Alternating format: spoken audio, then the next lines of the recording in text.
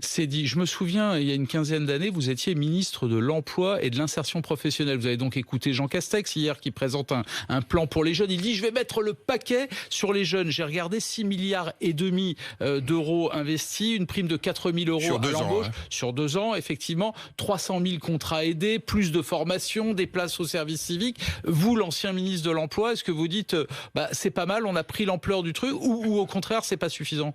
Il faut le faire, il fallait le faire, et j'accueille ce plan, j'allais dire, avec l'envie de le soutenir. 700 000 jeunes, ça va être notre défi. Et 700 000 jeunes, ça veut dire aider à l'embauche dans les entreprises, ça veut dire renforcer les contrats d'apprentissage en nombre, les contrats de professionnalisation, les emplois aidés. Parfois, je me dis, on les a supprimés bien vite en 2017. Moi, je me on les souviens que rétablit. certains de vos amis disaient, quand la gauche faisait des contrats aidés, disaient, mais c'est des voies de garage, ça coûte un argent fou, ça ne sert à rien. J'ai un souvenir que Borloo et moi-même, avec le soutien de Jacques Chirac, à un moment difficile pour l'emploi, nous étions en 2004, et le contrat aidé a été un moyen de ne pas laisser sur le bord de la route des jeunes.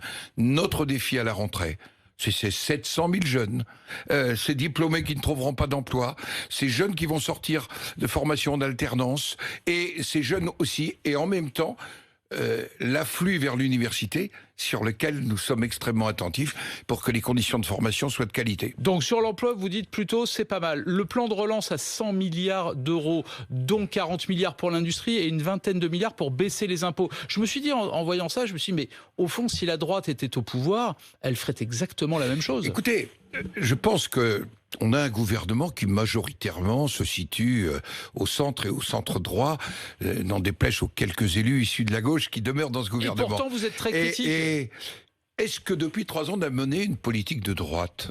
Je vous réponds non. Sur des sujets aussi importants. Je me rappelle des conclusions du rapporteur général du budget.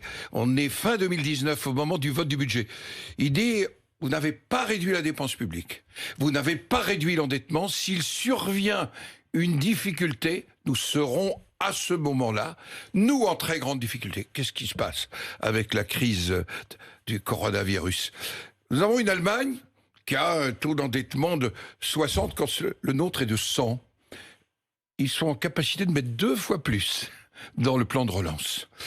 En matière régalienne, est-ce que c'est la politique d'un gouvernement de droite, ce que nous assistons? Est-ce que c'est être de droite que de qualifier d'incivilité l'assassinat de Bayonne et celui d'Agen? Pour ceux qui nous regardent, il faut savoir de quoi vous parlez. Vous parlez des propos du président de la République qui, effectivement, à propos de faits extrêmement graves et de décès, de morts en l'occurrence, a parlé d'incivilité. Je vais vous poser la question franchement. Sur ce terrain de l'incivilité, de l'insécurité, vous considérez que Emmanuel Macron n'est pas à la hauteur? Nos chiffres sont assez dramatiques par rapport aux autres pays européens.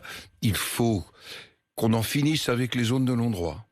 Il faut qu'on en finisse avec le sentiment d'impunité. Je le dis, moi qui suis quelqu'un très attaché à la question impunité, sociale. Le mot est très fort. Oui, il y a des moments où le sentiment d'impunité est fort, et je dois dire que c'est un sujet auquel nous devrons nous attaquer collectivement. Je le disais hier au ministre de l'Intérieur, que je rencontrais au moment même où nous échangions sur ce qui s'était passé à Nice. On aurait pu dire il y a quelques semaines à Dijon. Et ce sentiment-là, il est un sentiment et une réalité.